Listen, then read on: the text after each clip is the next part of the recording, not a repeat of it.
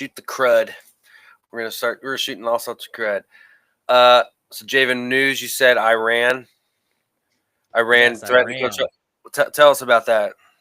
Yeah, so this happened just 30 minutes ago, so it's still a developing story, but it looks like the FBI foiled a plot from Iranian agents to assassinate President Donald Trump.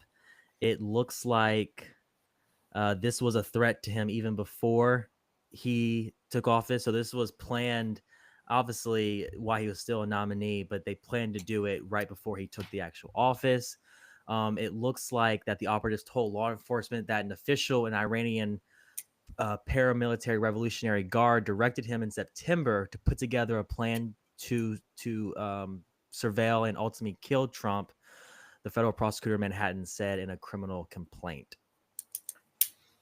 I So almost feel like whatever kills you makes you stronger, and this just makes Trump stronger. yeah, I Like, mean, yeah, you're right. I mean, it kind of speaks volume to to how they see President Trump. They see him as an actual threat, as someone who's going to come in to the White House and put his foot down and knock off the nonsense of the nonsense. I mean, we also saw the day after President Trump got won the presidency, Hamas came out with a statement saying that we want to immediately end the war. It's like, yeah, I'm sure you do now, because you yeah, know when Trump comes in, he's not going to play around.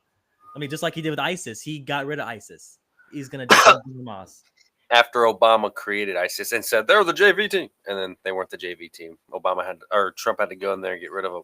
I think this is going to be so fascinating because obviously we've never seen anything like this before. Do you think, Javen, having non-consecutive terms like this? I think that some of this is pros, some of it's cons, but overall, do you think it's a bigger benefit to have a non-consecutive term, or do you think it's a bigger benefit to have a consecutive term? I mean, I think it's better to have a consecutive term. The reason they call it a lame duck for a reason.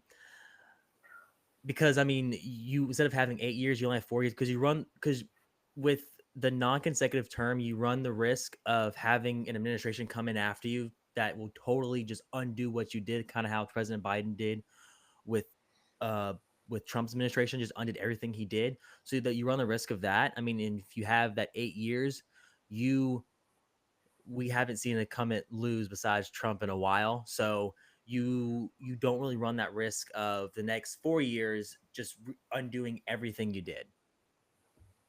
That's true.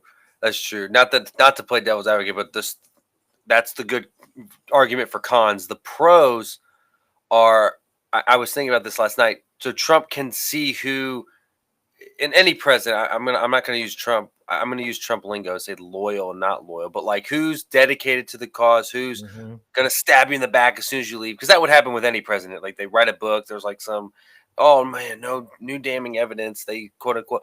So Trump knows who is at this point. You know who's on whose side. Yeah. So it almost makes his second term stronger. If Trump had won in 2020, Democratic Congress, legislatively, at least the last 4 years, nothing would have really happened. I don't even think the Republican House would have happened. So he now gets a fresh start legislatively. So which is super rare. So on the legislative side, it's a lot better. The inconsistencies on your executive policies and foreign policies being constantly whiplashed Yeah. is a problem. Like, okay, China, I read a report that Xi Jinping is rattled by this, which is good. But China's always thinking long term, but I'm sure that they're like, man, he's stronger now. Like the United States is going to put some stuff in some legislative writing, you would think. Yeah. Yeah.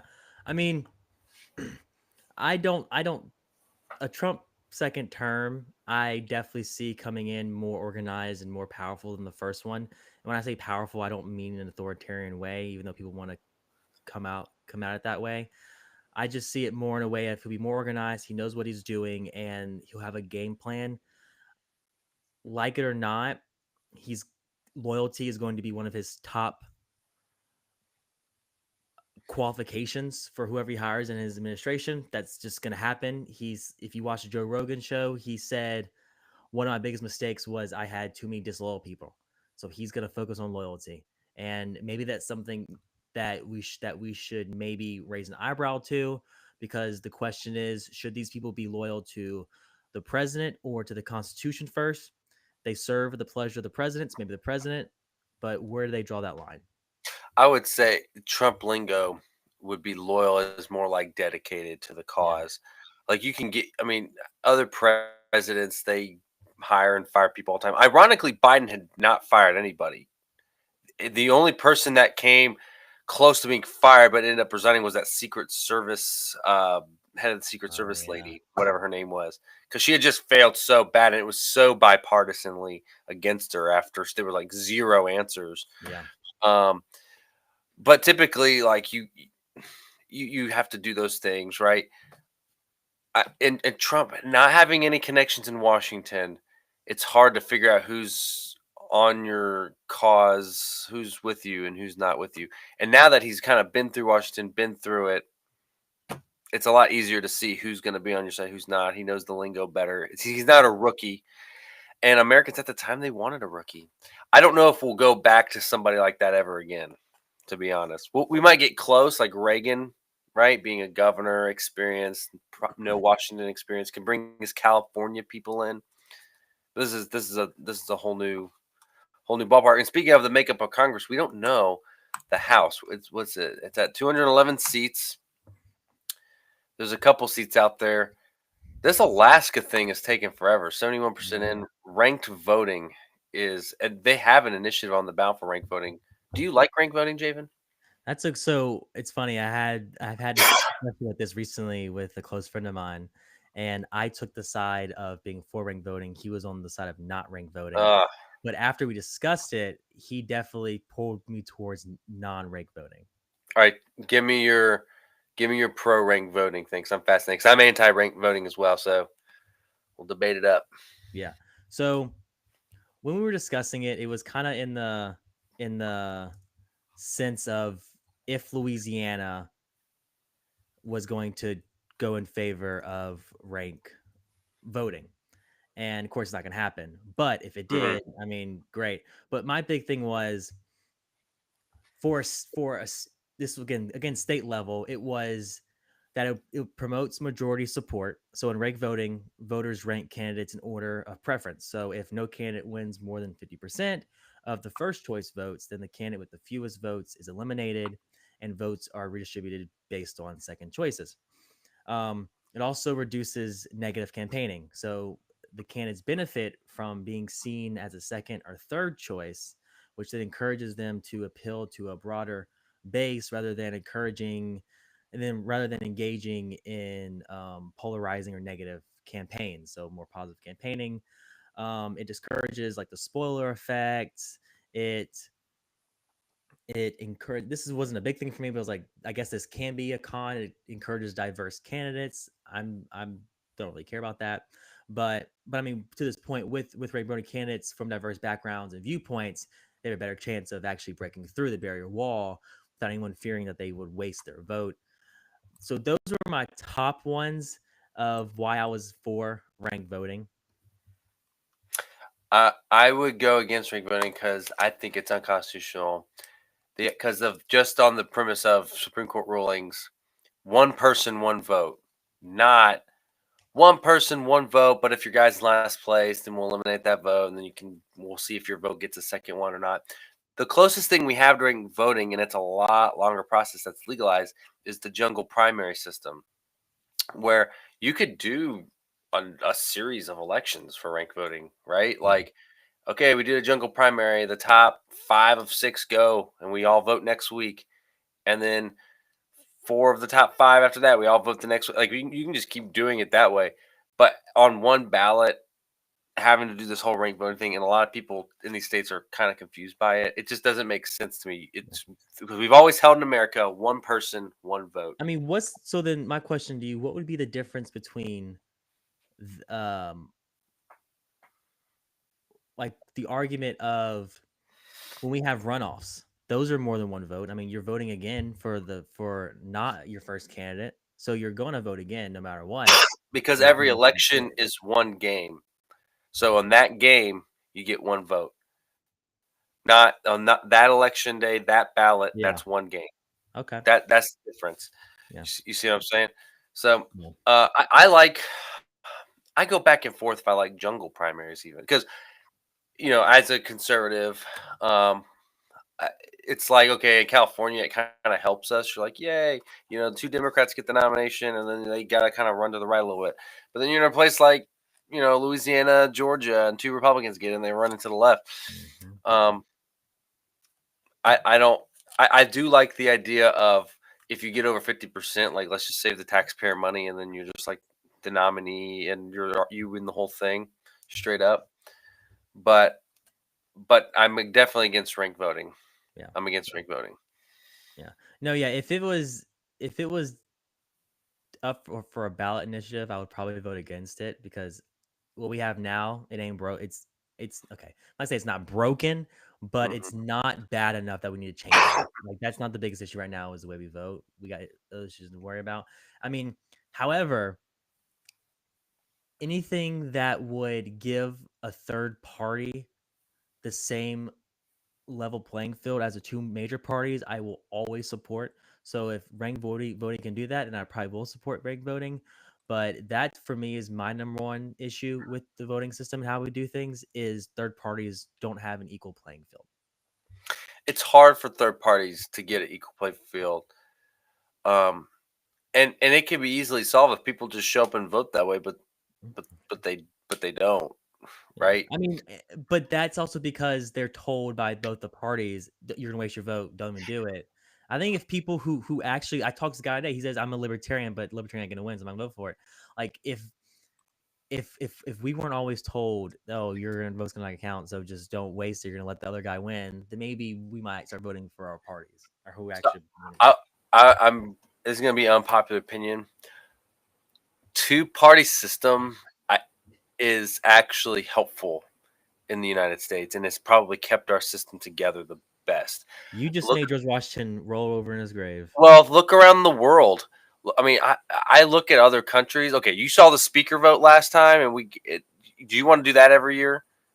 We don't know who the speaker is for like 6 months or 6 weeks. I mean, it's so annoying. Look at Israel. Look at the United Kingdom. Look at France. Look at Canada. I mean, you have all these parties, and then you have to go through like these coalitions, and then they just end up forming one big party. Oh, look, these 10 parties decided to make one big party, and now the majority, it just took us 7 weeks to do it. And so when I voted for this person, I don't know what they have to go through a 2-step negotiating process. Okay, they have to negotiate with their party in their nomination. Then when they win, I have to trust that they're going to negotiate with all the other coalitions in order to form this big tent to Yeah. get some sort of thing that the agenda I want. It's so much easier to just be like, look, we're in a primary for this big party. They're on the Republican tent, Democrat tent. Now, I don't like the idea of like parties and like I like sticking to principles and like I am a conservative. But when you look at it through the United States in its totality, it's actually it's been a lot more peaceful. It's been a lot more structured than what you see around the world with all the fractions of a million parties and stuff. Yeah. Does that make sense? Yeah, it definitely makes sense. I mean, I am not a cheerleader for the two party system. I I think that if competition is good, competition increases quality. So we have more competition in anything at all. I think it just improves whatever the outcome we're trying to do. Solutions will always be better if we have competition on what we're doing. Um, and I think that's what the founding fathers wanted. They would be very disappointed where we're at now, but we also live in reality, so we have to just work with what we got. You know what's amazing? Okay, so not to get into January 6th, but immediately thereafter, remember Trump was thinking about that. Okay, so it's just amazing to think 4 years ago, Trump was thinking about starting the Patriot Party. Remember all that talk? Mm-hmm. Third party, Patriot Party. I just want to go through a hypothetical, just like out of nowhere. Let's pretend he decided to start a Patriot Party. He put all his effort in that. It's not really a primary for Patriot Party. He's like, I am the nominee. Uh, and he tried to do this Theodore Roosevelt style comeback, like Roosevelt did against William Mm-hmm. Taft. It would have been a truly 3-way. Well, I don't know about 3-way race. It would have been a 3-way race technically, but I think that it would have given the edge to Democrats because who are they splitting their votes with? You know, That would have been very interesting. That would have been interesting because how many of Republicans would have in Congress, like you're sitting in Yeah. Republican Congress, you're like, hey, I'm going to be with the Patriot Party, and then and then then those people have to go back home for their midterms and run. That would have been it would have been so fascinating to see. I don't think they would have been bigger than the Republican Party, but they had a chance. That was the time period that if you were going to start a third party, that's when you could have done it. But that would have been more division to start a third party at that point. And so sticking in the two-party system was actually the least divisive thing to do. Does that make sense? It does. I think Interesting. I think I would have loved the outcome of the election if Trump would have went third party, because this is what I think would happen. I would have think the only folks that would have went to him were the MAGA right would have switched parties to the Patriot Party. Trump would win nomination, of course, and then I believe we would either have Nikki Haley or Ron DeSantis as the Republican nominee, and one of those two would have been president of the United States.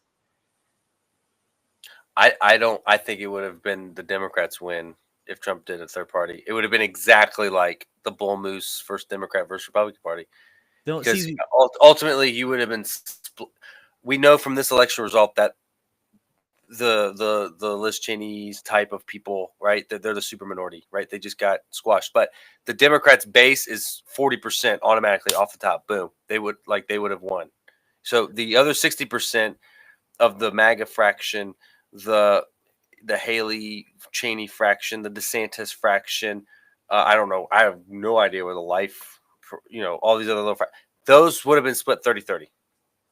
Guarantee it. I think I believe, let's say Nikki. I believe if it was Nikki, then independents, white women, suburban, higher educated would have went to her. She would have won Virginia. She would have won New Hampshire. That's why I think if those MAGA people stayed with her, if she had been the nominee, yeah, she would have. I think any Republican nominee honestly would have won. No. I'm saying if there's a three party, I think she could have still. I think she could have still won even with the MAGA, because I don't see, again, to change your party is for some people a big deal. So I say the only people who would have went to Trump would be like the ultra MAGA people who have MAGA on the inside their lip. Those are the people I'm thinking that would go to the Patriot Party. I think that's at least 25% of the electorate. 25. Like you go through rural America, they're all MAGA. Look. I don't think most electorate die hard MAGA. I think most of the electorate are like, Trump was a great president. I paid so much little under him. I'm voting for him. That's my guy. Versus my personality is Donald Trump. If Jesus was on the ballot, Trump would take my vote. And there are people like that out there, unfortunately. Those are the people that I think would change parties, go to Trump, not the blue collar workers that are like, yeah, Trump did good. I think if they had someone like Ron DeSantis on the ballot, they'd be like, okay, I'm okay with staying Republican and voting for Ron DeSantis. That's true. All right. Well, I don't want to go down the road of insulting more of the Trump voters. I think Joe Biden did enough of that. And speaking of, where does this Democrat base go from here? Because I've been reading things. Sorry, I've been reading stuff. They're not learning their lesson. There's no self-reflection. It's Joe Biden's fault, and I don't care whose fault it is. Like, I don't want to get into whose fault it is that they lost. It's because they blame Joe Biden, they blame Kamala Harris, whoever. This could go you can go all the way back to 2020 when phone calls were made to make Joe Biden the nominee. You can go back as far. Really, it comes down to their policies, their ideology. It's toxic. People don't like it. They reject it. But instead of that, they're turning around and blaming the electorate for turning on them. They feel entitled. The Democrats do. Yeah. So if you remember on our show yesterday, what I said was they need a Bill Clinton or an 2008 Obama to win the presidency again. And today, the Wall Street Journal came out with an article that said the Democrats need another Bill Clinton To return from the political wilderness, the party must reconnect with working class voters on both style and substance. Clinton's success in the 1990s shows how. This is a little, and this is a little part of what it says. Um, They You might need want to start by considering what their party did after that 1980 rebuke. It began a long and deep rethink of how it had lost its grip on a key element of its constituency, voters who were called Reagan Democrats then and who today are known simply as working class Americans. Then, as now, Democrats found they had ceased communicating effectively with that broad swath of Americans on economic issues and, just as importantly, on cultural questions. It's so true. It's so true. Now that 1980 thing is even more interesting because put yourself in the back in the 1980s versus now. It's actually worse now because in the 80s you're like, well, we got the permanent House majority, we got Tip O'Neill, right? At the time they've had the FDR Democratic machine is still in there. They still own a lot of state legislators in the South. They were in a pretty good spot, just locally, statewide. They are not in a good spot now. They have lost a bunch of state house majorities in different chambers, governor's races. They have lost a lot of those Senate House races. There's some very, very small glimpses of hope in where they're at. They need an about 380, and I agree with them. They don't need an Obama, but they do need a Clinton. They definitely need the Bill Clinton. I mean, I don't know, and I believe if an 08 Obama came breaking through, they would definitely win. Because remember, 08 Obama, he was not woke. He was anti-gay rights. He was pro small business. He was pro corporations, believe it or not, even during the whole 07, 08 meltdown. If someone like that comes through, then I think he would pull. I know if Bill Clinton we had in the 90s ran again, I would vote for that. I would go over to that side and vote for him if the Republican candidate is so bad. 100%. I would have no question about it, no doubt about it. And the Republican candidate, I don't think will be bad in 2028, mainly because you saw that in the vice presidential debate. Everyone was glowing about how refreshing it is. Yeah. I don't think there's people will support the MAGA policies. Everyone likes the policies of MAGA, right? So somebody will come out and say, hey, this is what I stand for. It could be JD, it could be Ron DeSantis, I don't know. And those are reasonable millennial, Gen X, young people that people will vote for. I don't think we're gonna get if you're 65 or older, I don't know if you would be considered a president right now. They want people right now. I get the sense after that VP debate, they want somebody young and not dumb. Yeah, like I was gonna bring up JD Vance, but you kind of already went that direction. The top reason I would vote for JD Vance because of his age, because he's young. That's why I would probably vote for him. And I will say this: and facial the hair, the last president to have facial hair was William Taft, and that was before World War I and II. And I'm just saying that there's something about facial hair that keeps a world at peace. That's more masculine. So, but do you know something? Do you know one feature of a president we've not had since the 50s? A bald president. A bald president. Have we ever had a bald president besides Eisenhower? Does it? Well, yeah. I mean, the balding Van Buren, things like that. I mean, they had hair. Oh yeah. They weren't bald. Like Eisenhower was bald. Oh my gosh, I like Ike. I like Ike. What about Kennedy? Kennedy.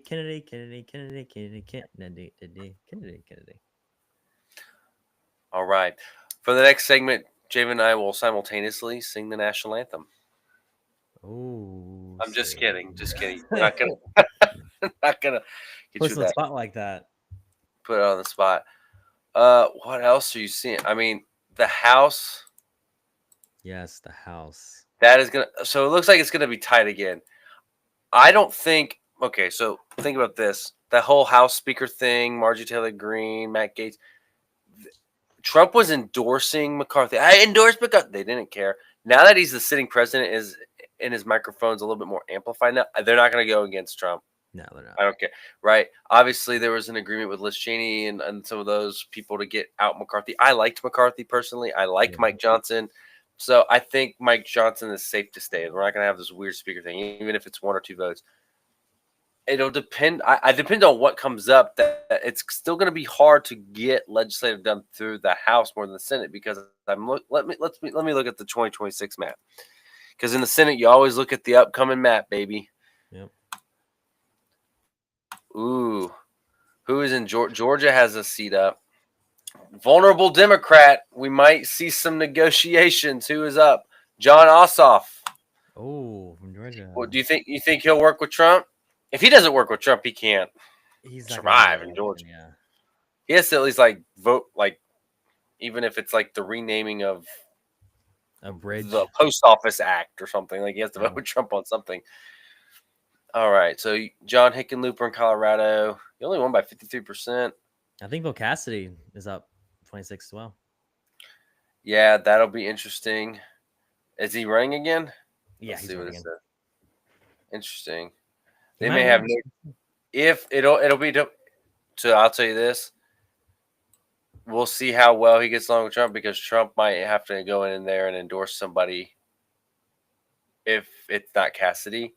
And you're going to see that jungle primary thing play out, which is going to be the following: 2 Republicans against each other, which means the seat's safe. But it'll depend what wing of the party, which will be interesting. Yeah, that And was. in that case, I would say Bill Cassidy would win because the Democrats would come out and vote for him. Yeah, I mean, and that was my thing. Thinking about his seat was, I was in the mindset of if Trump won the election, it'd be very harder for him to win re-election. If Trump lost the election, I think he would win the election because how the state party and the governor would react. The I believe that Jeff Landry will endorse Bill Cassidy because Bill Cassidy endorsed Jeff Landry, but I don't know what the party will do. I mean, Jeff Landry does control the party, so if Jeff Landry tells the party to endorse Bill Cassidy, they'll probably endorse him. But what does that mean for Trump? What will Trump do? Trump might stay out of it. I don't. Well, Trump won't stay out of it. You know how Trump is. He won't stay out of it. But I don't know. I don't know what's going to happen with that. Is Trump going to endorse him? It'll depend. I think it'll just depend on how he votes and is courted in this upcoming policy session, right? Well, I think Trump's willing to give him a second chance. I think Cassidy even is willing to give Trump a second chance. So He's have a choice. we'll see. I think some of that bad blood too over the last 4 or 5 years is calmed down. I mean, it's been 4 or 5 years, right? So we'll see. Cory Booker's up. Trump only won lost Jersey by 5 points after losing it by 15 and 20 previously. That means some of these states are trending red.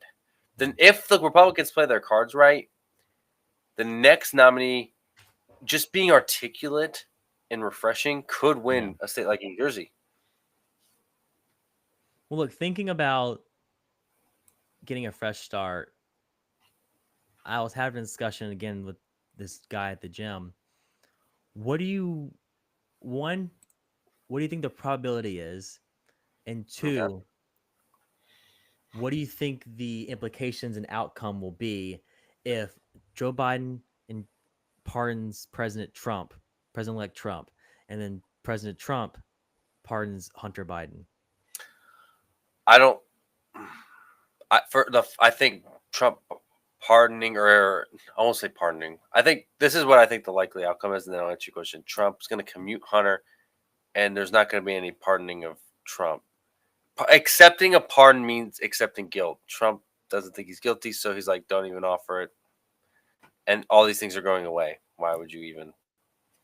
Right? Like, okay, just so because in Trump and everybody's mind, great, I've been pardoned. Is that going to change anyone's mind? No, I think it makes it worse. The Hunter thing is interesting. Trump even said, like, I think that's his way of working with Biden to sort of let's move the nation forward. Okay, I commute your sentence of your son. I won't give him a full pardon, but I'll commute it. And thank you for your service to the country.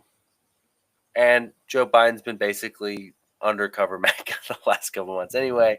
So it's a good way to thank him for his support. That's funny. They're saying that. There was people at the gym were telling me the same. The old guys at the gym were telling me the same thing. Biden was talking about MAGA, wearing his MAGA hats. Jill wearing all red when she went to go vote. It's like it's not really. He's doing it on purpose. It's just so funny. And you saw his press conference yesterday. He was all smiley and happy. Yeah. He's I didn't like, hire "Yeah, the shooter. he's Somebody not, else did. he's not too upset." But I would love if Trump did that. If Trump did that, then he would probably win me back as a character person. If Trump decided to, I'm gonna say, pardon Hunter Biden, hold me to this. I will wear my MAGA hat on our next show, on the show after he pardons him. The fact that you even have one Oh tells yeah, me, Javen, you're an undercover MAGA. You just look, can't admit it. Are you one of those people that Kamala was putting in commercials, but it went the other way, where you went into the voting booth and you just are like, you winked with somebody. yeah. It's like, I'm voting Trump, but I ain't telling anybody. You seem like that kind of guy, man. Hey, You seem, Aaron Rodgers also has a secret MAGA hat in his locker, but won't tell anyone he supports it. Same as Tom Brady, who's the GOAT, by the way. the highest bidder. No, look, 2016, 2020, I was Trump train all the way. Trump train all the way. I mean, there was nothing he could do. I love that man. But of course, the election stuff happened. And Okay, my for this feelings- next coming term, will you love his policies and support his policies? if they're good policies, 100%. If Is if he is again, I'm a fiscal conservative. If he comes in as a fiscal conservative, then I will 100% support him only if people subscribe to our YouTube channel at C2C_network. That's the only way I will support all his good policies. But yes, I mean, like I did with President Biden. If President Biden had a good policy, I'd give me a minute to name one. But if he had a good policy, then I would support it. Like his immigration bill, I thought it wasn't a perfect bill, but it was a great start. President Trump didn't want it because he wanted to win the election. I get it. It's politics. I don't love that. But I think President Trump will get immigration handled. I think he'll get our tax code fixed. Hopefully, we'll be paying lower income tax. I really wish we had 0% corporate tax, but that's probably a dream that I need to wake up from. So, yes, I will support President Trump's good fiscal conservative policies. oh yeah, I don't even care. I don't even care if we repeat the stuff from the show today, because that's just how excited I am. Tax cuts, job back, please. Like, I mean, I want to get to 0.2. I think Trump said 15 is a goal. I think he wants to get to 0.2 personally.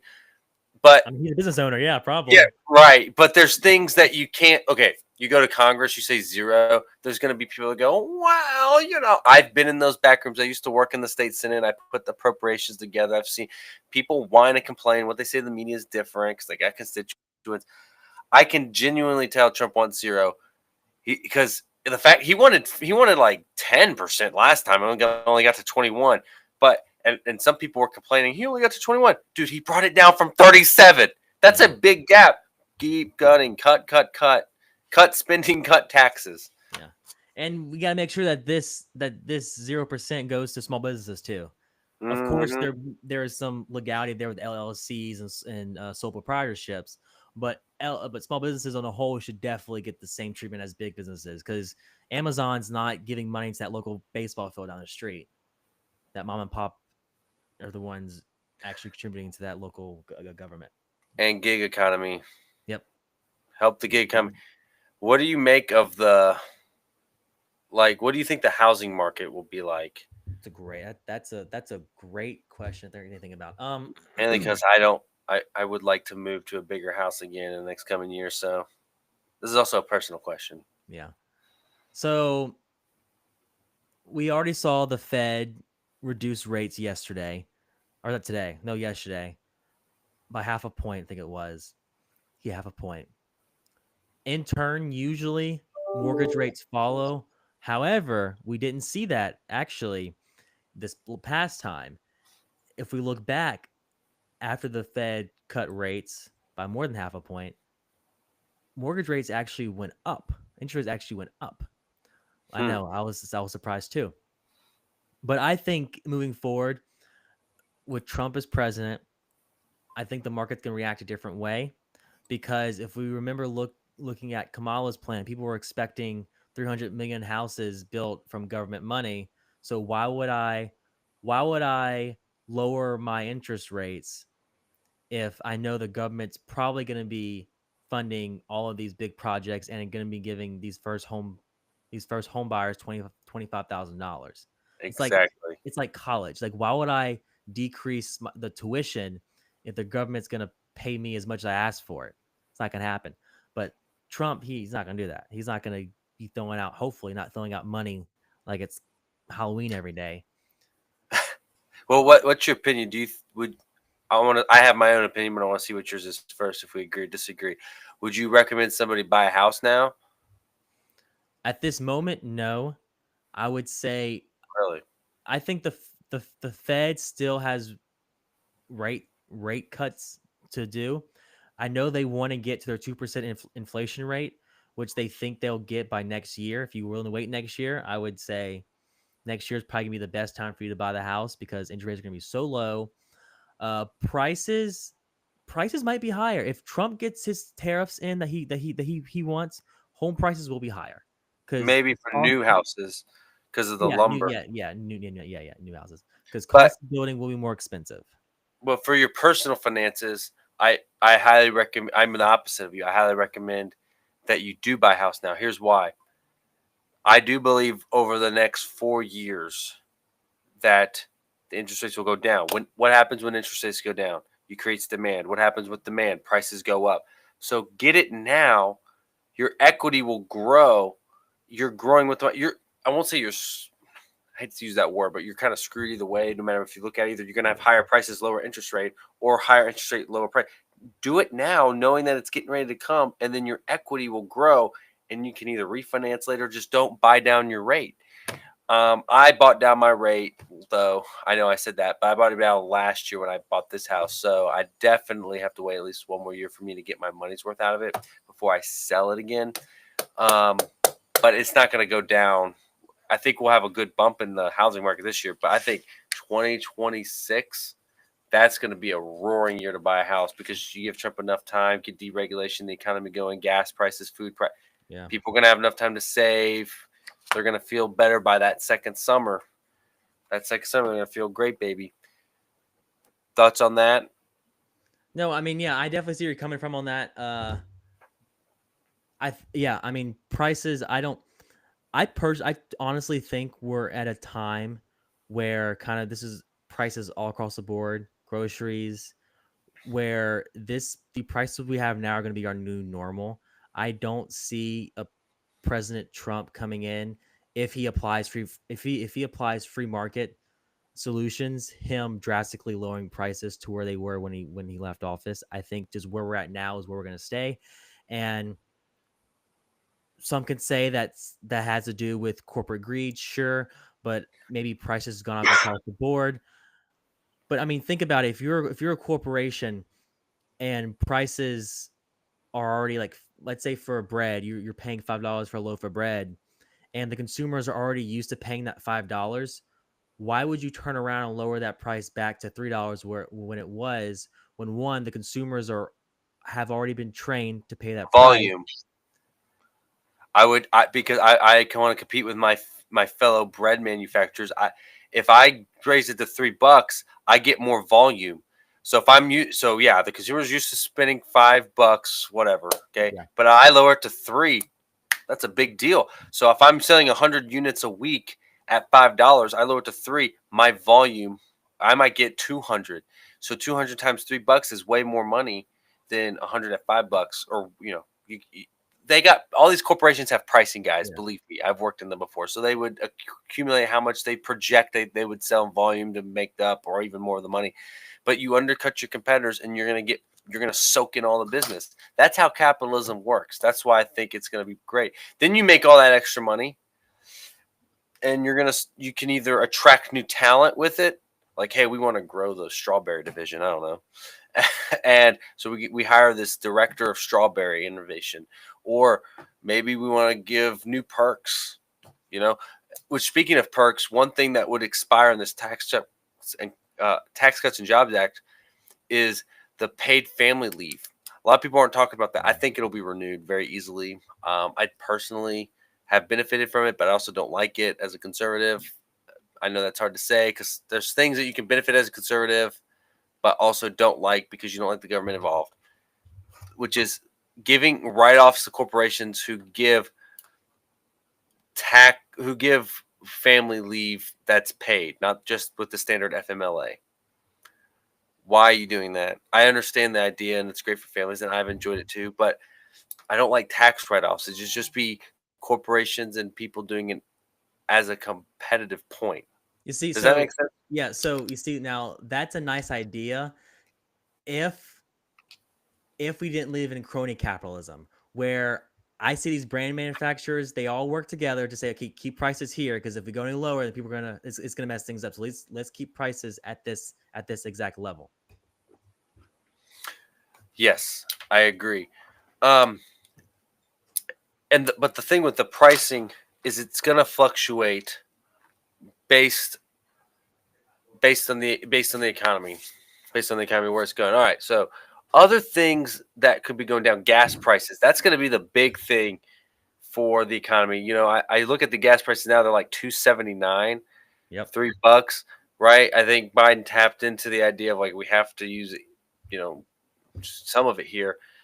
Dude, if we start drilling here like we were before, foreign policy, that's just like the simplest thing. It helps us on every foreign policy front. And I want 99-cent gas again, man. I want that $1.50, baby. I am so ready. That'll bring costs down alone. And it helps everybody's wallet. Yeah. Man. I mean, so look, here's a fact here. Under President Biden, we did export more than we imported when it came to natural gas. Correct. We were drilling more than we were in a long time. But the issue was the president has a lot of control over the federal lands, and that's where a lot of the closures happened. That's where a lot of Biden's pretty much canceling a lot of what Trump did when he left was what was raising the prices. So to your point, I mean, when we start drilling a lot more on these lands that we have, which President Trump, I think, said he will do, then we will definitely see prices go down significantly. I mean, will we see 120 again? Be nice, maybe. I don't know, Mm-hmm.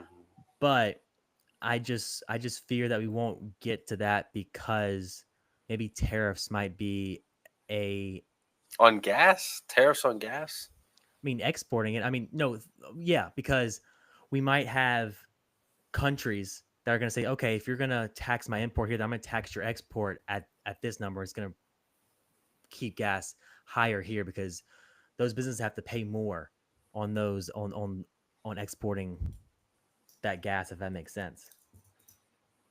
That's why I don't like tariffs. That's why I don't like tariffs. Let me rephrase that.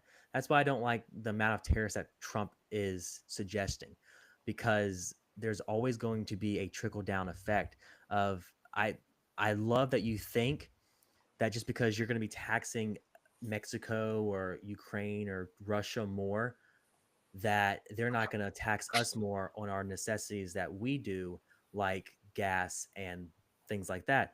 But also, what it's going to do is, I mean, you can try to tax things to oblivion, but that doesn't mean, I mean, tariff things to oblivion so we produce it here, but that doesn't mean we're going to be able to produce it. You can coffee beans. You can try your best to get coffee beans produced in America, but if they can't grow here, they can't grow here. It ain't going to happen. So how are we going to balance that? Because we can't grow coffee beans here. We're going to have to grow coffee beans from Central America and South America. What are you going to do? Well, the thing that makes the tariffs equalize it, this is the idea of it, right? So let's say China uses child labor. We have child labor laws. Yeah. I mean, that's just a fact. We all know it, right? Yeah. If a person who has like moral values would be like, yeah, I don't want to support a company that whips 8-year-olds into freaking making shoes. I mean that's a fact. I mean, it's so, and the NBA just sits there and takes it too. I mean, they're all bought into the China thing too. So on one hand, you have to say, okay, morals come a little bit into economics. It doesn't need to take over the entire thing, right? Like when we Yeah. try to make more with the entire thing. Okay, great. Maybe just I won't say tariff Nike, but like embargo all shoes over there. Just like we embargoed Cuba. We don't do things with communists, right? Yeah. Look at how much they've been empowered. I still maintain that Richard Nixon made the right decision. A lot of people have criticized him because of the Cold War, keeping China away from Russia. That's the idea of why we still do things with China, is to prevent this close bond with China and Russia. But Yes. right, so we don't want that, right? We're not worried about Cuba. They can barely feed their people, much less make a nuclear weapon. But at the same time, like, okay, I could get there if you told me national security or values on a Yeah. tariff. Okay, so that's why the only Trump tariff I've ever supported was the one on Mexico, where it was like, hey, if you don't do this remain in Mexico policy and keep your criminals in Mexico and stop sending them over here and have them wait in Mexico after you let them drive and come across in a caravan across the whole damn country and then come into our side. Like they went through your country. You didn't do anything about it because you just wanted them to come to our side. They need to wait on your side of the border to get processed for all this crap. It needs we remain in Mexico.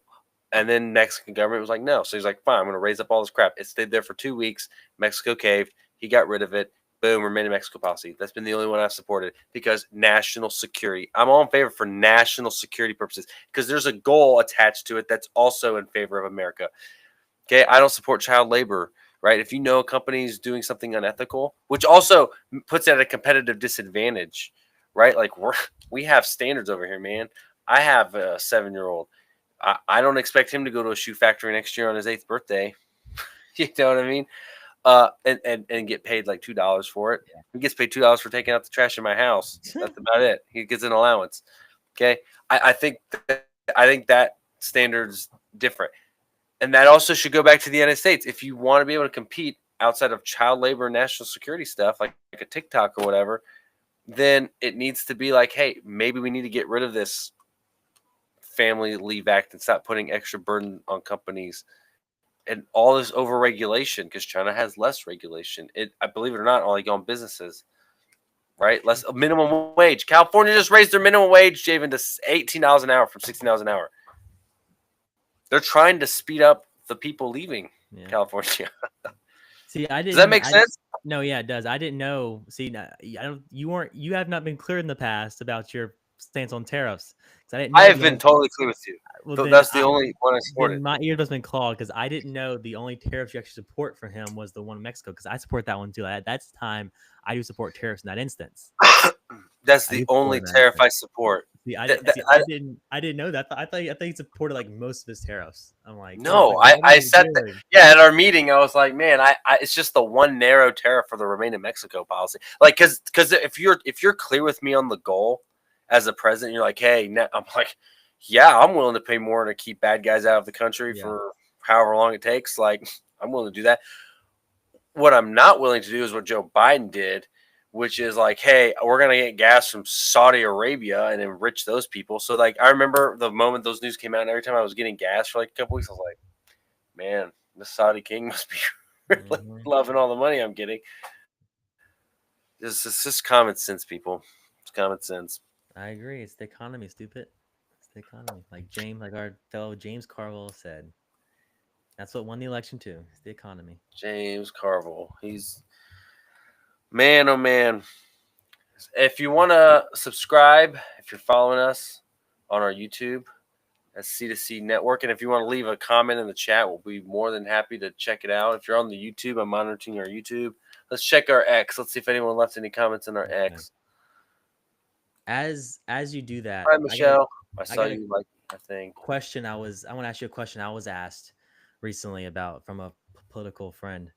They asked me if the Overton window was abolished, what would is not relevant. What would be your most controversial political belief? What's Overton window? Oh, you're saying like outside of the like the scale of what is reasonable. I think I know why you asked that question, by the way, because somebody on our team asked. Oh, did they?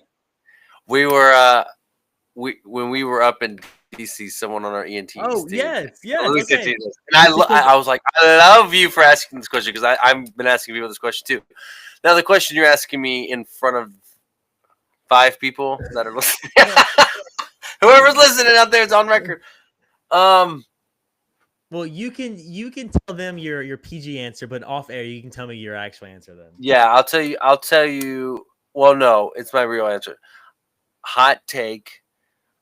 One of the amendment that lowers the age to 18 to vote should be abolished. Because you're raising tobacco to 21, you just did that. Some of these states, I think, is doing the tattoo to 21, alcohol's 21. Okay, so we make a constitutional thing 18, and then we just made everything else 21, like we reversed it. 18 still needs to be you're an adult. But if we're gonna make all the other things you got to do, it's an actual adult 21, then just either lower it to 18, and then I'm fine with it, or make the voting age 21 again.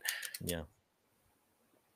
That's unpopular belief, but See, so mine is something to do with voting as well. But so I have my out of the Overton window and one that I'm willing to compromise it inside the Overton window. So outside the Overton window is you need to take some kind of test or some kind of education to vote. Is that a citizen test? Sure, maybe. Do you need to have a GED, a bachelor degree, some of that kind of sort? Yeah, sure. You need to have some kind of education before you vote. It might have to be just a citizen test. That is very unpopular and very controversial. Now, my compromise to that is if you pay taxes, you should be able to vote. That is immigrants. That is people 14 years old. corporations, Well, they're okay. people too. Okay. Well, I'm not saying corporations. That Not saying that corporations. okay. So If you have a heartbeat and you're paying taxes, you can vote. would you repeal the poll tax, not for racial reasons, but just to say like, hey, put your money where your mouth is? But like we're past all the racism in our country, I believe. I think it's very few and far in between. Institutional, yeah. I Out think there. institutionally, we're past that. We're past that. But because that's in my tax classes, that's the latest tax that we've constitutionally banned as a poll tax. Well, isn't poll tax unconstitutional? It is, yeah. Because we Okay. amended it in like the 60s. But would you repeal that and you could be like, hey, put your money where your mouth is, pay like $100. No. Okay, because that's kind of where I thought you were going with it for a second. No, because then that is no, it's not actually, because that, in my opinion, is a class discrimination. You have to be able to have some I agree with you, by the way. Yeah, but education, you can go to libraries free. You have everything at your fingertips. Even if you have a phone, go to library, use their public access. I don't have a car. Walk, is that important? Walk, if that important. I mean, education is the great equalizer, and I think everyone at this time in our lives has the opportunity to obtain some kind of education. This is why I disagree with you, because I'm taking a more experienced route on age. Like it should be based on your experience. Like there's people who only have that I know that are wise people. They're older, and they only have like a third, fourth grade education, and that was because of their upbringing. I'm not blaming them. Like look at JD Vance's story. I mean, he obviously went to Harvard and mustered his way through high school. Those people have a right to vote too. I think that's why I would say 21, because someone fresh out of high school, you're kind of right through the I won't say indoctrination age, but you're right through like being you haven't really told what to think. You haven't lived enough to know right a whole lot. I remember being 18. I'm just like, yeah, I just go vote straight ticket, man. and then I look back and I go, dude, how many people were on the left doing that? Like I know I was on the right, but it's like that's and you don't even get to like buy lottery tickets, alcohol, tobacco, right? You haven't experienced everything yet. So I think you should have to live through a couple cycles as an adult. Some of these people, they don't even buy their own health care. They don't they don't know how health care and all that works till they're 26 because they're still on their mom and dad's plan. They're not paying their utilities. They're not paying rent because they're going to college. Some people are. I give a lot of people credit. Less and less kids are actually going to college. So, and they're going into trade schools and they're figuring it out. And that might be why Gen Z men are way more conservative than future generations, because they're not being indoctrinated at a college. They're actually learning skills and they're learning how to take care of themselves. Yeah. But I still think 21 is an appropriate age to vote. Now, I'm a big student of the idea of no taxation without representation. But however, we have to remember that you're able to donate to campaigns at, I believe, any age, as long as you have a debit card or a credit Correct. card, you can donate at any age. So that is a way of, because I remember when I was because I was 16 and 17, I donated to Donald Trump's campaign, and I couldn't vote then, but that was my way of supporting a candidate, of making my voice heard by putting my money where my mouth was. And you don't even have to be a legal immigrant too. You can That's just true. That's true. like You don't have anyone to. can get. All right, let's talk about campaign finance reform. This is something I actually hope. Ooh. I hope that this is, it's not going to be a top priority, but it should be covered. It should be covered at some point, because especially with AI, I saw an AI commercial. It was funny because it was so cheesy and stupid, but I was like, they had warnings about them. This is AI generated. I'm like, I'm glad they put that on there, because believe it or not, there's probably people who think that this person would say it. And I'm like, we need to, I don't know exactly how to structure it, other than the incentive structure right now is not working, because everything that you're incentivizing people to do within the political class system is not working. So I know, at least when I pay my taxes on TurboTax, at the end it always asks me, "Do you want to donate to this cause?" I think it's like American Election Fund, and it's a fund that is given to, I believe, used now, given to the major candidates to fund their election, So but stupid. they can use the money only if they take money from here. If they can't do outside money. Uh, I think there was one year where I actually gave that fund money, because I think to myself, I would not be opposed to requiring candidates to take money from a public pot that the taxpayers pay for. You can only have this much money. You cannot spend more No, in this election. that's But no. again, that was how I was then. Now I'm kind of changed my mind about it. Kind of, it's not very free market, even though I despise and I hate how much money we spend. It's just we just find ourselves in such a divisive country, in a divisive way, that for example, Elon Musk was Trump's biggest single donor. Trump will follow a lot of what Elon Musk wants to get done because he had the money. Does that water down the average American's voice in this in this world? The answer is yes. There is no doubt about it. Money is power. If you don't have $1,200 billion, you will not get the same treatment as Elon Musk would with President Trump.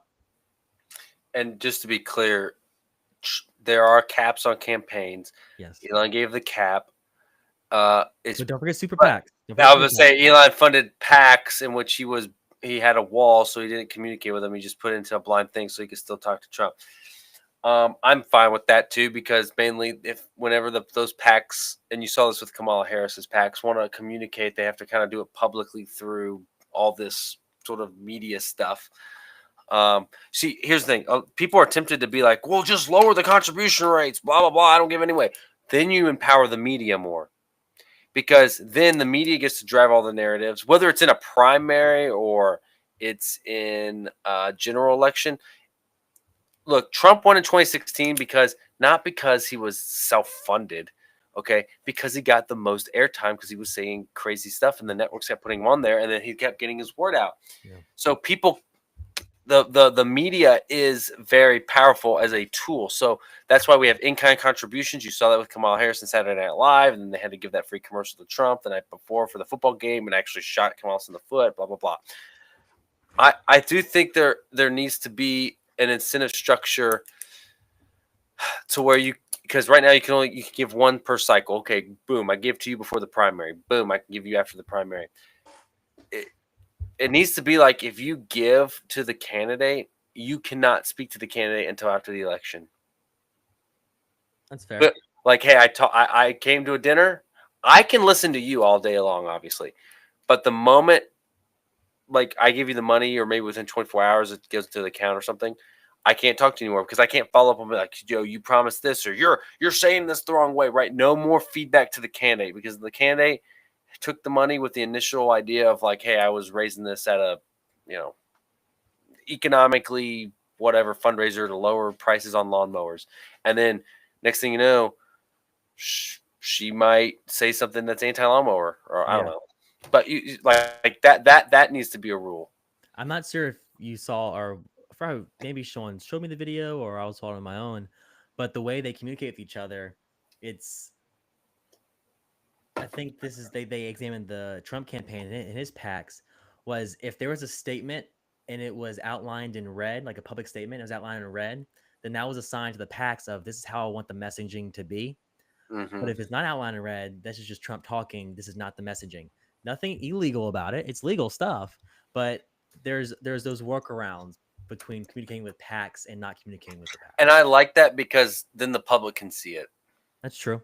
As long as I think you can communicate as long as we all get to see it. Yeah. Like I'm fine with that. It's not a private email. I mean, I didn't know the red thing meant that until I saw it on this video I watched. I was like, oh, okay, it's interesting. Yes, and they're also sending up flare gun signals. And little smoke with blankets. Like some little blankets. Bring back the Redskin name. Mm-hmm. Oh man, yeah, because okay, right now the new thing is like small dollar donations. That's like a big thing on the left. The right, we have small dollar donations too. And it's funny how Citizens United with corporations being able to give, because corporations are people too. That worked against the Democrats at the time. Hillary Clinton balked and complained about it. Now Democrats, $1 billion campaign Kamala Harris Blue. They own the corporation space. Now, would I limit corporations? I having worked for a corporation and done things with my previous corporation's PAC, it is beneficial as far as an interest. Some people say, well, they're not an interest too. Okay, name other people who are going to go organize. Like this is their way of organizing, right? As a passive right that they want, right? There's so many things out there. You can't get everyone to organize for every little issue, right? Like I have a lot of things. Okay, I worked in tobacco, right? How many people are going to go get on a picket line about don't ban menthol? Don't ban menthol, right? I give money to this PAC all the time. It's called the Reynolds PAC. I give money to them because they do good work and trying to protect, and they educate people about their tobacco rights being taken away. Folks, I think that's totally fine because the PACs have contribution limits too in order to give to the campaigns. Not every PAC does campaigning the same way. Yeah, one of my disagreements with having corporations seen as people is corporations and individuals are not given the same rights. Like they are not the same thing. Corporations have at their disposal a lot more resources than the average American. Now, if there was an even playing field on that, then 100% agree. I mean, corporations are able to amass, even small businesses are able to amass revenue that an average Joe by themselves are not able to amass. When it comes to tax filings, deductions, individuals and corporations are not seen as the same people. So that's my only disagreement with having them seen as the same entity when it comes to political contributions. And a lot of people too, when they see corporations, they think like Walmart and Lowe's and Home Depot and like the big thing. There's a lot of small corporations out there, LLCs. Yeah. People do that to separate. There's a lot of small business corporations out there. Yeah. And so when we talk about these PACs, it's not always that they have.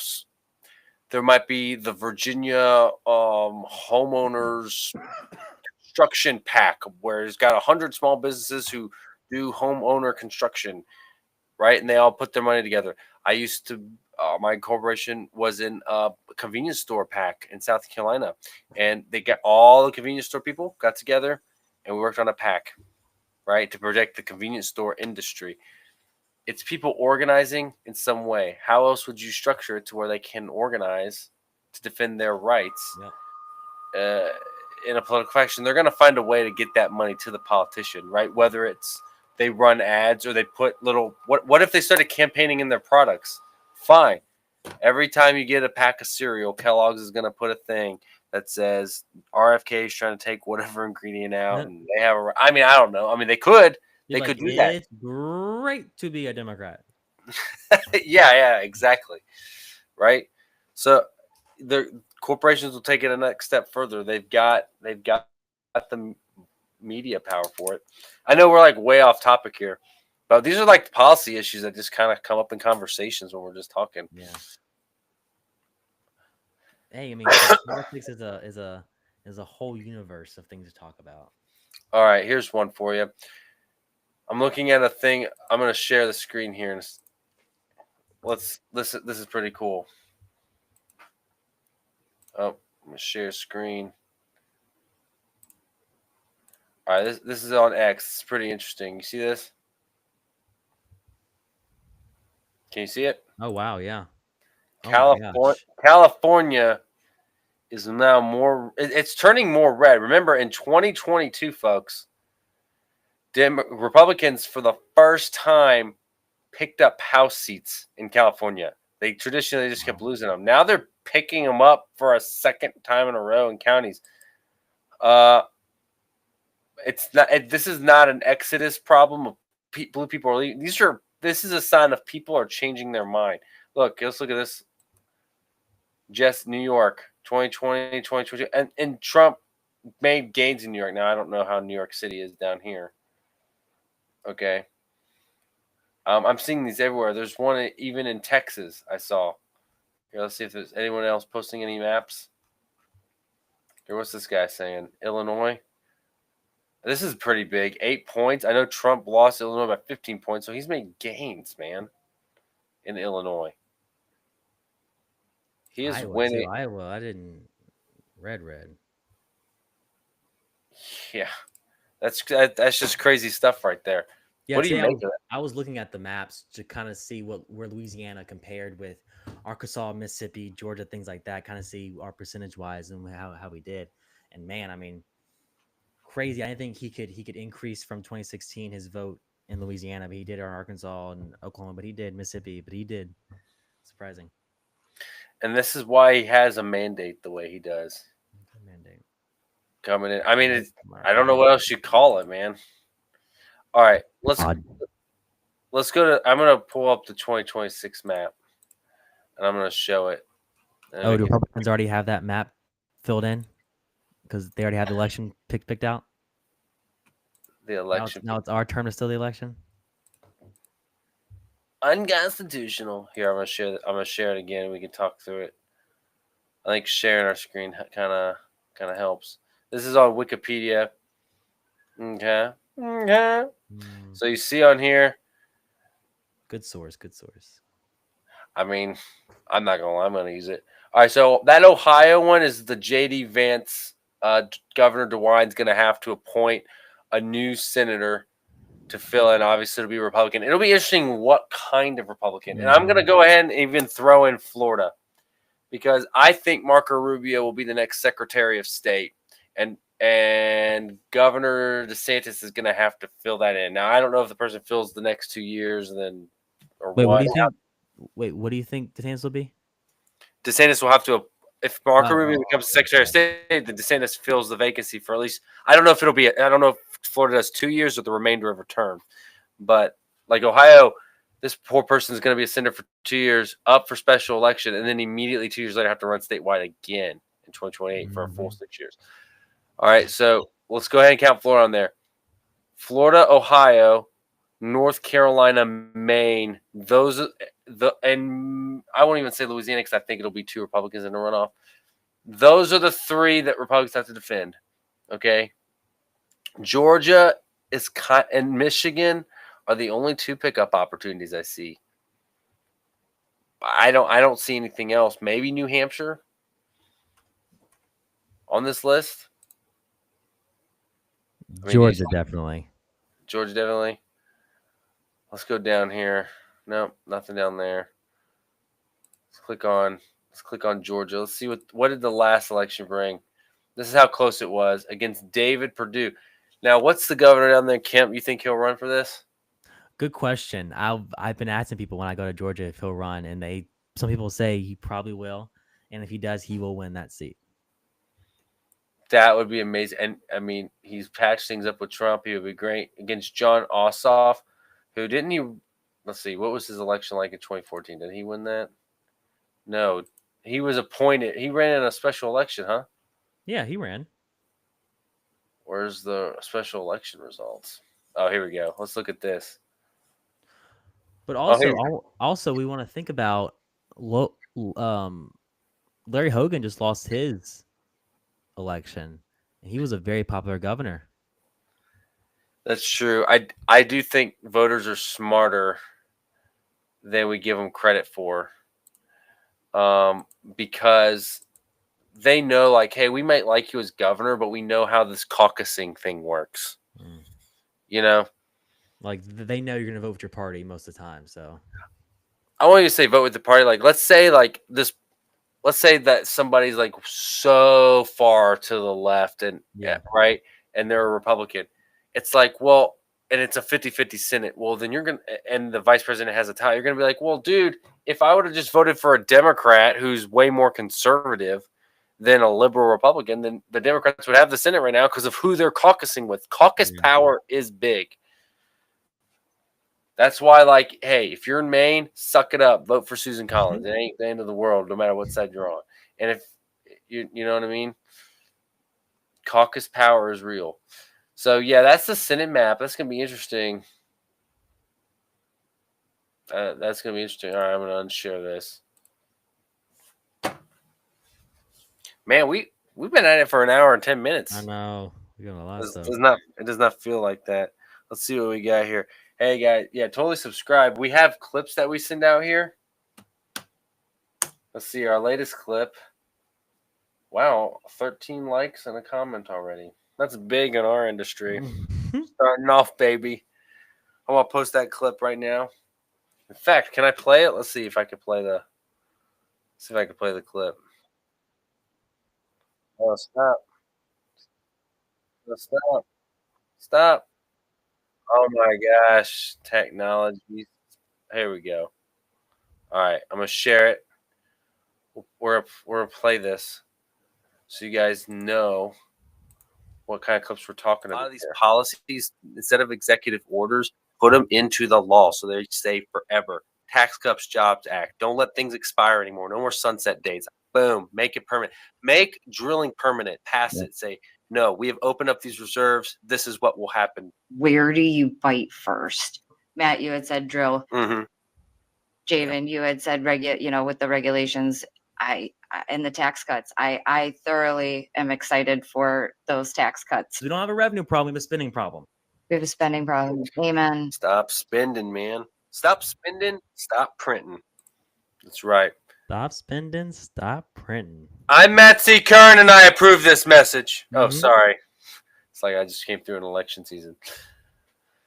Oh man, yeah, we got to get this YouTube page up, man. Everyone, go out and subscribe on our YouTube page. That's where we're gonna have all the fun. That's where all the stuff's being posted on. You won't be sorry.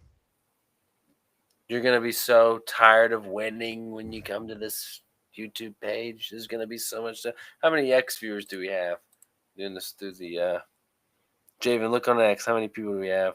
Anybody listening? Mm-hmm. This is how we doing you.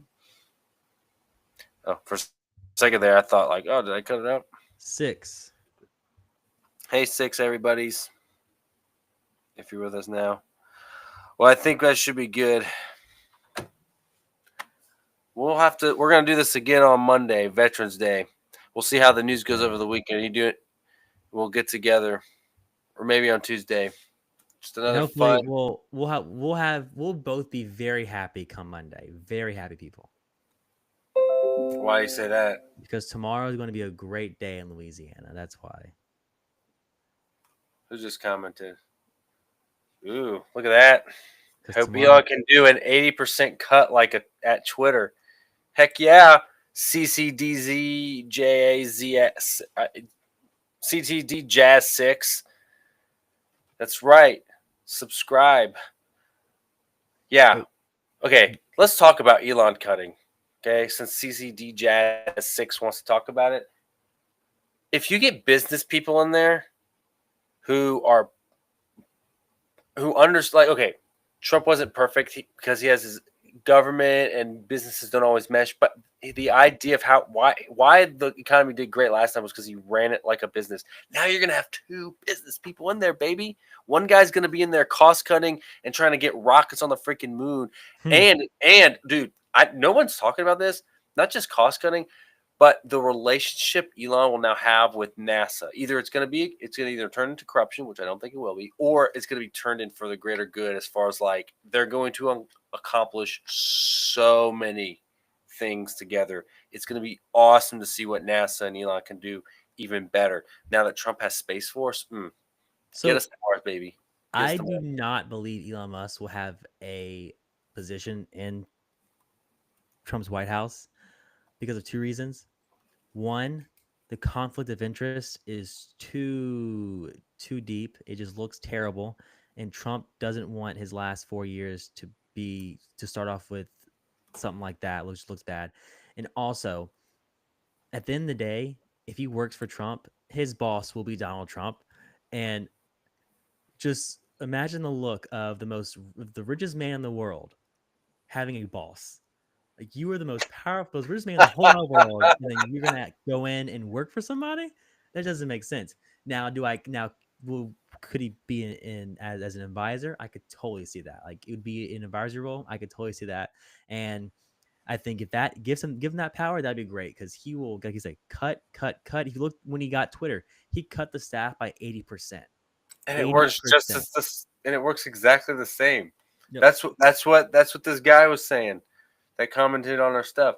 It works exactly the same. Yep. And he cut it by 80%.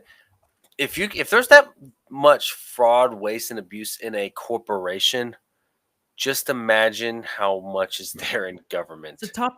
Like Michelle said yesterday, it's the top employer. It should be like that. Private businesses should be the top employer in this country, not the government. Now, to be fair, if someone was like, "Hey, the post office is the top employer," I would be like, "Hey, I respect the post office. It's a constitutional thing. Yeah, they have to get there." But when it's like the Department of Education, it's like, dude, what are we doing? All right, get them out. All right, outside the Department of Education, what's something you would cut? Ooh. Probably anything to do with DEI. Anything to do with the DEI. So, I mean, I'm sure there's a DEI department. Anything to do with that, cut it. Cut it. I could see that. Because, I mean, show me the facts and the numbers that say DEI has improved productivity. DEI has ensured that more likely than not, you're going to get a qualified candidate. That DEI has proven that hiring a person based off DEI has helped that person develop as professionally and personally. If you show me those numbers, then I might. No, if you show those numbers, then I will 100% back DEI. But I can almost be certain that you won't find numbers that say because you hire someone because they're a woman or because they're a minority for a job that someone else is qualified for who's not a minority, you won't find the numbers that say that person did a better job than the person who actually qualified for the job. You're not going to find it. Okay, my Department of Small Business Administration or whatever, like, it's so small, we need a big department for it. I get it, 1914, blah, blah, blah. Sometimes these departments outlive their usefulness and we don't need them anymore. Okay. For example, okay, the post office was a constitutionally mandated thing.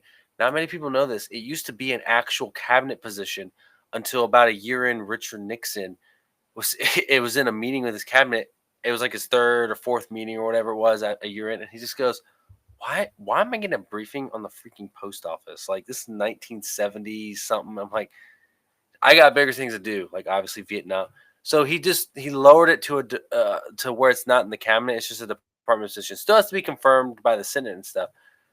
That's how you restructure government. What has outlived its usefulness? Department of Small Businesses. Let the states manage that. Let the states manage education. We don't need all these little departments. Federal government can't be everything. Yeah. I mean, you got a good answer there too. I mean, so my question for you then is, with getting rid of the SBA during COVID, who would have facilitated all of those loans and those stimulus for the small businesses? Nobody, because it should have never been passed. Ooh, good Like, answer, why good is answer. government giving out loans and business and facilitating all that? Also, the IRS could do it if you had to do it. They'd give Yeah, everyone our yeah. stimulus. But That's true. The IRS, because think about it. At the end of the day, the IRS is the last voice in the room. The buck stops with them when it comes to anything money financials. And yeah, I guess the IRS could have done it. yeah, dude, like, what the SBA doesn't. A lot of these departments, if you look into them, it's just a lot of redistribution of wealth. Yeah. Okay, like, Department of Education giving loans, SBA giving loans. Why is the government a bank? If you let the banks be banks and they will make the loan. But I don't know if I'll get approved. Okay, well then it's called you're not worth the risk.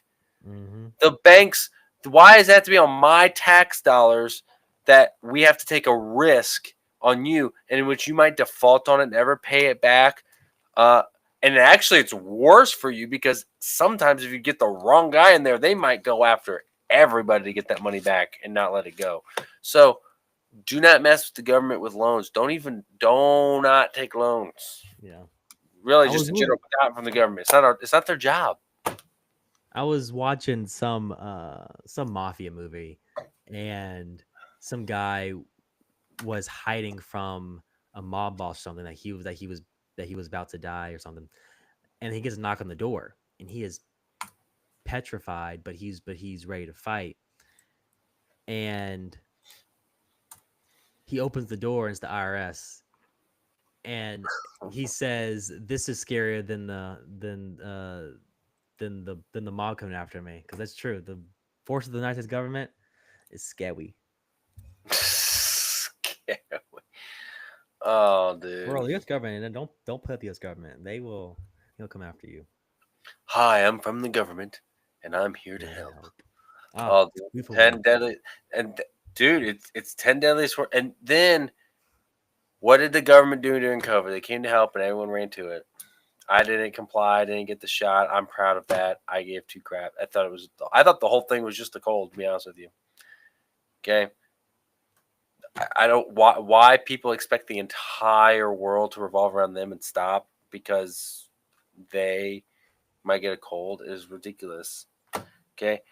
And then they shut down schools, they shut down businesses, they shut down churches, they mandate all this ridiculous stuff. And what's interesting is some of the states did it and they were Nazis about it, and now people are leaving those states because they're communists and socialists in practice. And then some states did it out of like, oh, we're gonna do it, and then no one enforced it. Sorry, COVID was a turning point Yeah. and very contentious in this country.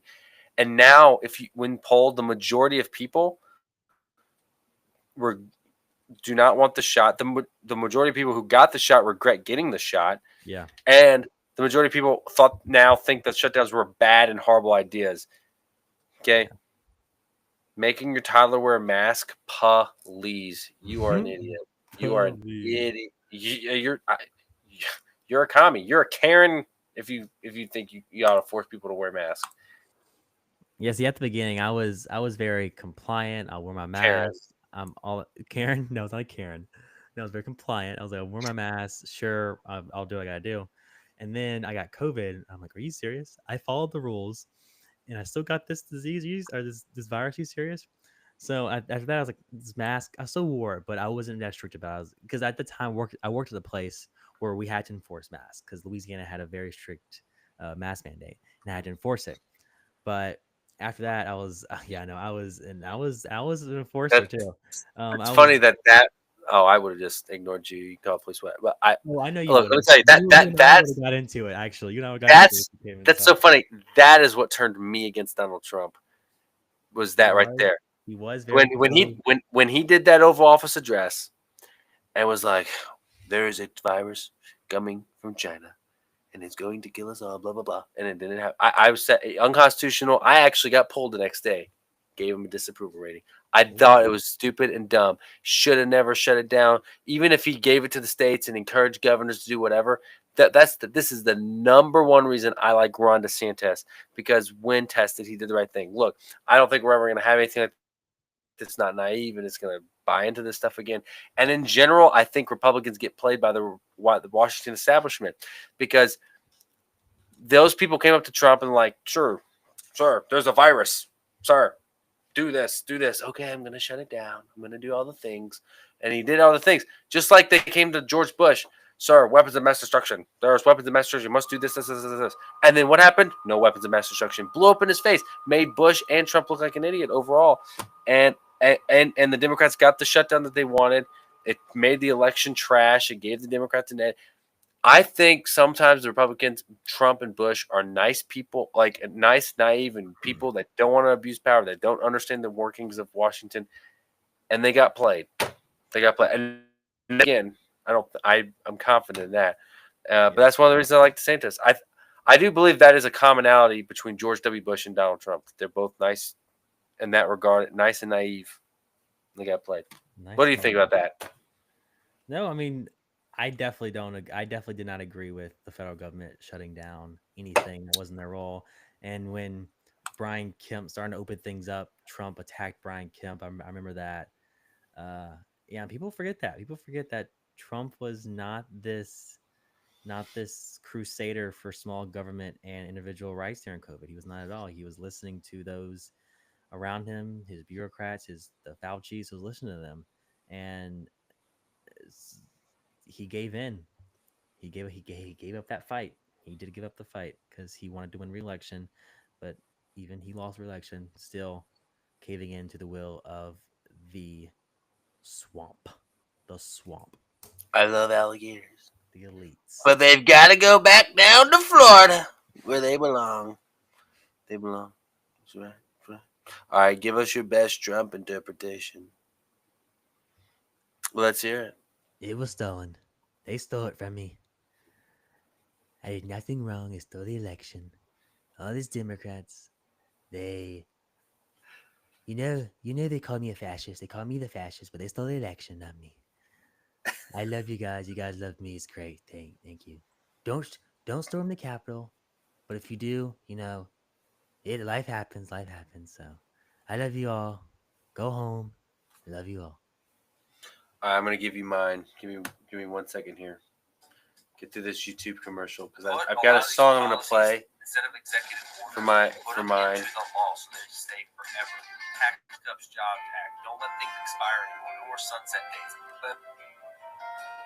Can you hear that? Mm-hmm. Just hold on. You gotta walk in the right way. Here we go.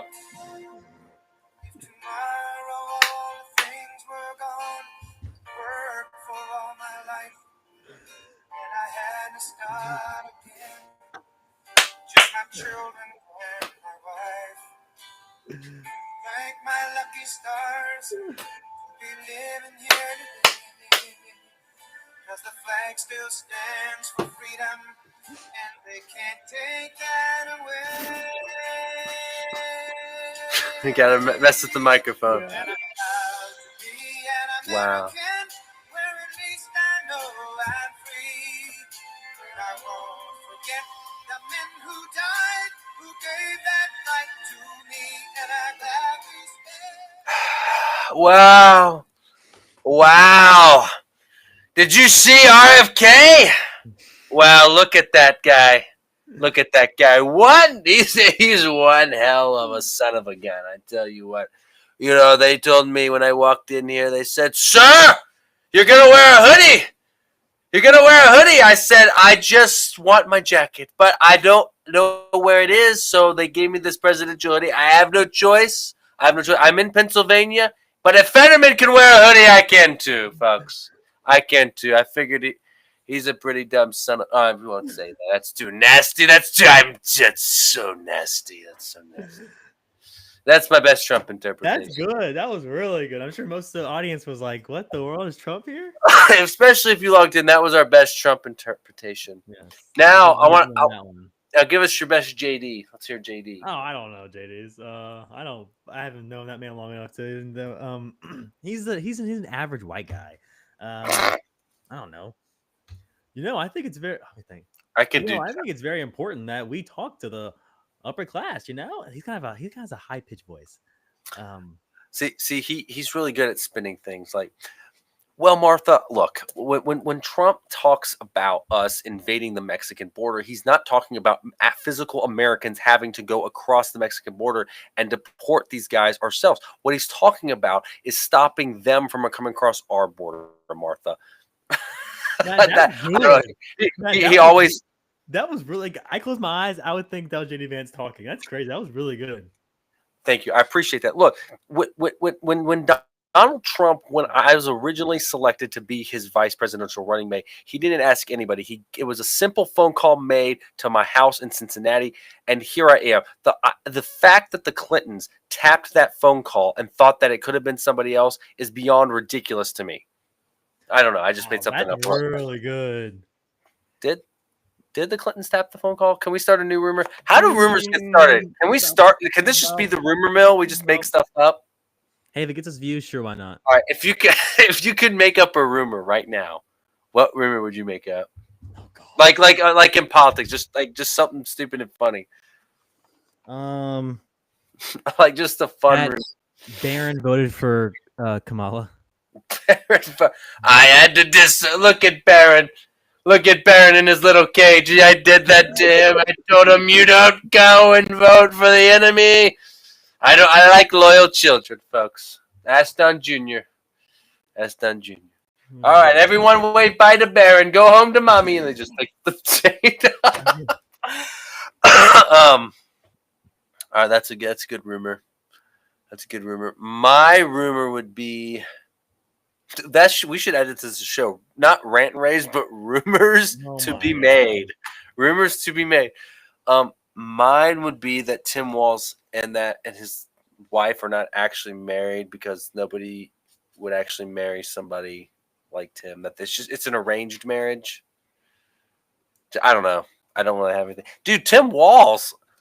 That's like a guy off the scene. That was like a Republican gift. For real. That guy. Yeah, nothing. All right, man. I think I'm good. You got anything else you want to talk about? We can hit something up on. I think the viewers have got enough of us today. I think they're excited for our next little chit chat like this. Probably enjoyed this. So next time they're gonna want more from us. More. They won't. When the next show that we do together, I want you to walk in like that Trump thing. I want you to do that. Start the show like that. That's how I want to start. Okay, and I'll put a suit on with a red tie. Please, that's how I want you to start because that was incredible. With the American background. Wow, everybody. Wow. Oh, good. Wow, you stupid. You're such a nasty, nasty Louisiana. Oh, You're so nasty. Everything's nasty. All right. Well, we'll get back together. What do you want to do this? Monday or Tuesday? Sure. That's a question about which day. We'll see what Let's do Monday. See what the weekend brings us. Yeah, we'll do the Monday. Veterans Day, that'll be good. Maybe we'll get Clayton on. Maybe we'll see. We'll see who's available. All right. Well, you have a good weekend, sir. All right. Have a good weekend. Go Tigers. Oh yeah, we didn't even talk about that. You want to talk about that? That's for Monday. Oh, that's Monday. Okay, we'll say that Monday. We won't jinx it. All right. Peace.